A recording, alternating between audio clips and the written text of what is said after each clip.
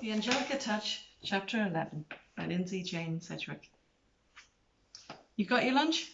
Yes, Mum. First day back at school. Wrap that scarf around you properly. What's the point of wearing it like a necklace? Mum has the am I a good parent jitters. And zip up your coat, no point catching a chill on your first day back. And so, 2 weeks of holidays during which I managed to forget almost everything I've ever learned, end with strangulation by school scarf, courtesy of my overzealous mother, who fears colds more than she fears bankruptcy or ghosts. I'm barely awake, and Mum has now deprived me of several precious minutes of dawdling. Instead of creeping down the driveway as if I hate going to school and it's a major punishment that should be reserved for really mean people who stamp on children's toes for fun, I'm forced to hare down the driveway and skid to a halt as the school bus pulls up into a giant puddle. So I get mud. Lots of it. I land on the bus, shoes encased in liquid gunk, delicate splashes of thicker mud up my calf, over my knee, and under my skirt. Yep, under. Not nice. Jonas, the grumpy driver of our school bus, manages a grunt that has several shades of porridge and milky tea. He's well named.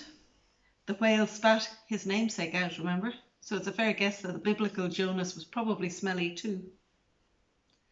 I am certain he aimed for that puddle. It was not a case of pulling in tightly so other traffic could pass. There is no other traffic at 8:30 a.m. Most kids in Dreshog need to take the school bus, so all the grown-ups sleep on. Well, okay, that's not exactly fair since most of our mums run businesses of some sort, but it's a Monday and it's cold and my bag feels like a 10-ton Tessie with hemorrhoids, so I'm not in the mood for fairness or logic. Still, I give him my most winning smile. Everyone deserves to be loved, even if, like Jonas, they're so far past it as to hate adorable school kids like me. Smile, grunt, swish, and the doors close.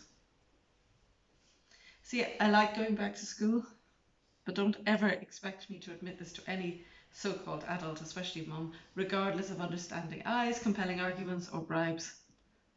I miss my friends. I miss slagging off the teachers. I even miss the routine in some sort of way. But I only like going back. I don't like actually being there, except maybe computers or history. As for homework, don't get me started. Well, okay, the rot began in 4th class, age 10, when we were told to draw a map of Ireland with the rivers and coves and stuff. No pirates, said Ms. Squidgy Fingers, and definitely no whales, Angelica.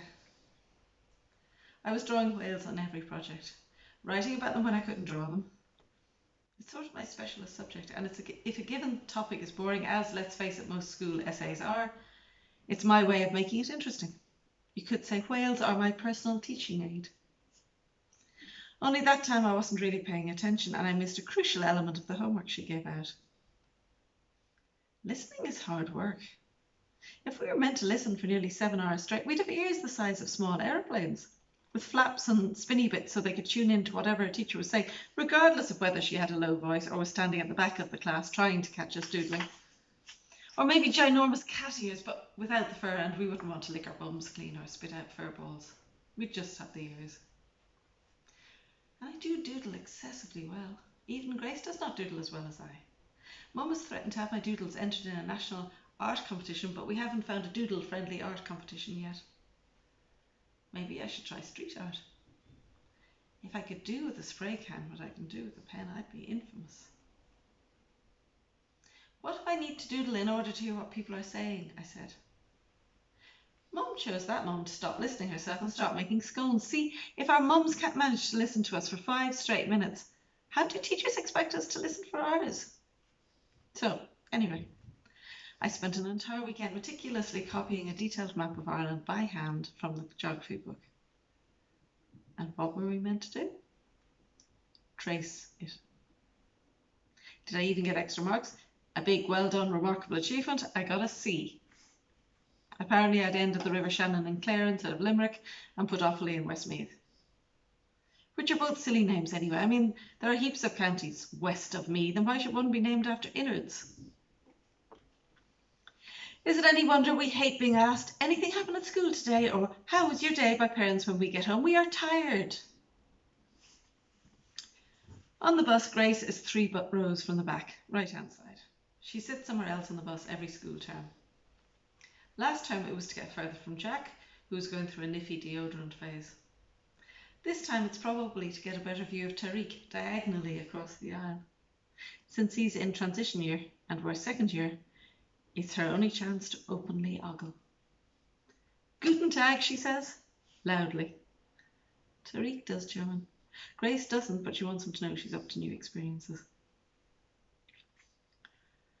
Hi, I say, scooching in behind her, forcing her into the corner so she has no choice but to listen to me.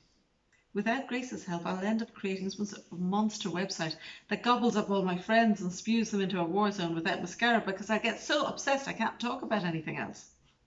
Or worse, a site that attracts losers or gold diggers who all make a beeline for Mum and she finds them utterly undesirable. So I end up ditched at the side of the road while they explore the world's greatest 5-star hotels.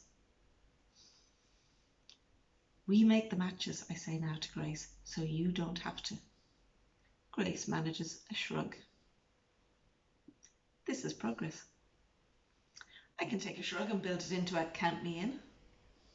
While I'm working on my next counterattack, Jack lands in on the seat across from us and leans over. He has pressing issues of his own that are not all to do with acne or BO, such as living in a haunted house on the edge of town with 2 mums.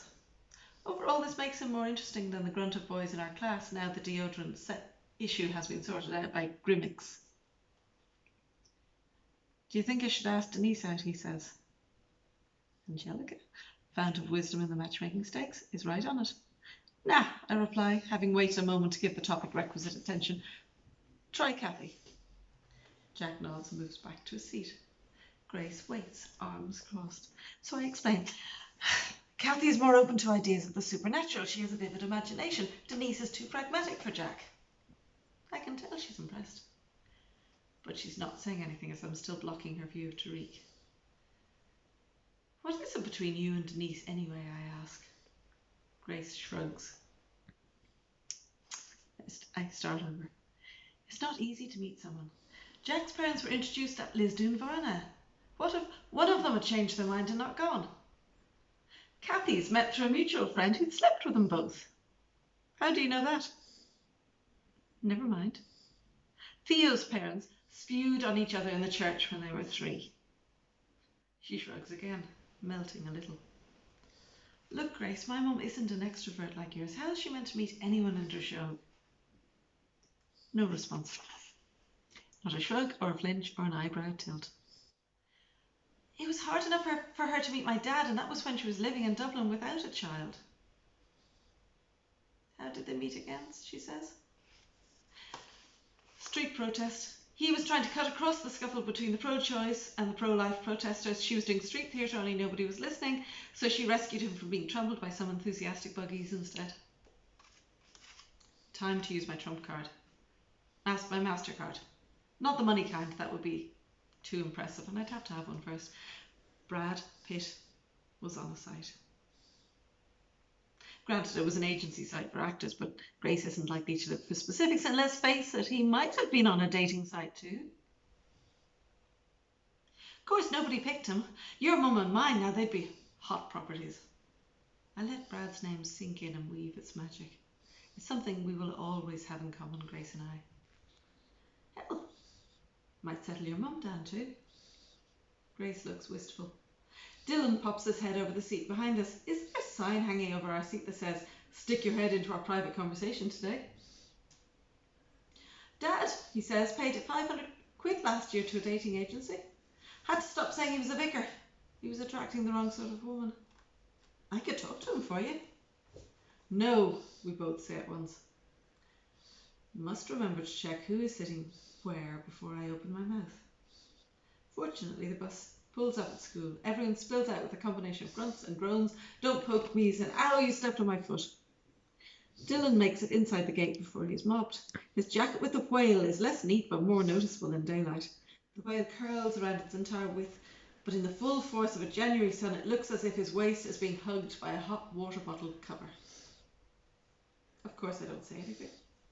And I elbow Grace to stop her saying anything either. She's very good at picking up what I don't want to say and saying it for me. Nice jacket, she says instead. Very coolious, says I. I call it Albert. he says.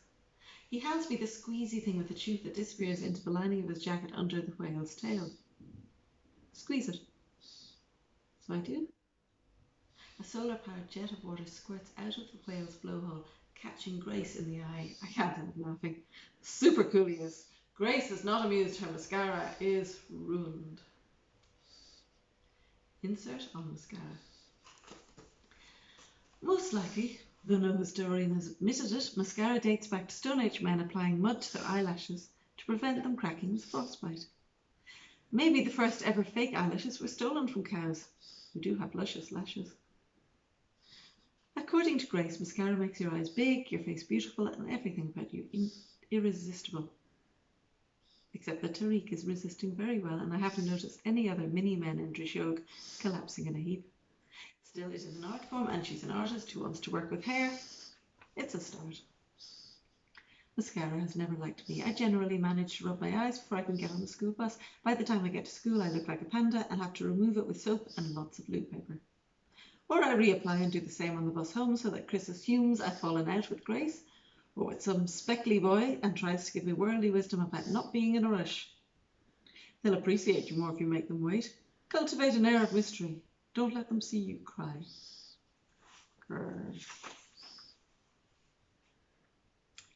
Double science. What are we doing this term?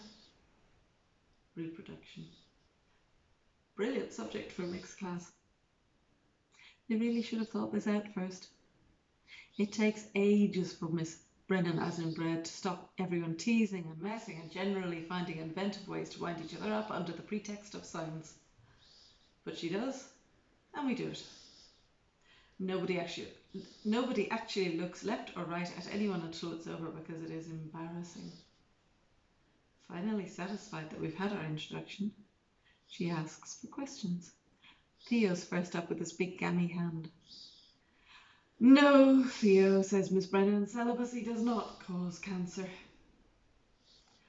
I caught Theo weeing behind a hedge near the hotel years ago. He hasn't forgiven me yet. I told Mum. She said since I hated him so much, I'd most likely marry him. But, so he says, now, isn't it a fact that if your mum's single, chances are you'll never form a proper relationship? Grace sticks her tongue out at him. It's a long tongue. She can touch her nose. Ms. Brennan doesn't even understand the dig and initiates this class discussion about relationships and what we would look for in a so-called proper relationship. She talks about relationships with a sort of wonder, which tells me she hasn't had one yet. I wish I didn't notice these things. I heard, says I when my turn comes, that having yuppie parents is likely to turn you into a dork. I don't even bother looking at Theo because everyone knows who I mean. I catch Grace's eye and she grins. Dork being? asks Miss Brennan. I leave this catch to my best friend in the world. Like Theo, miss. To be continued.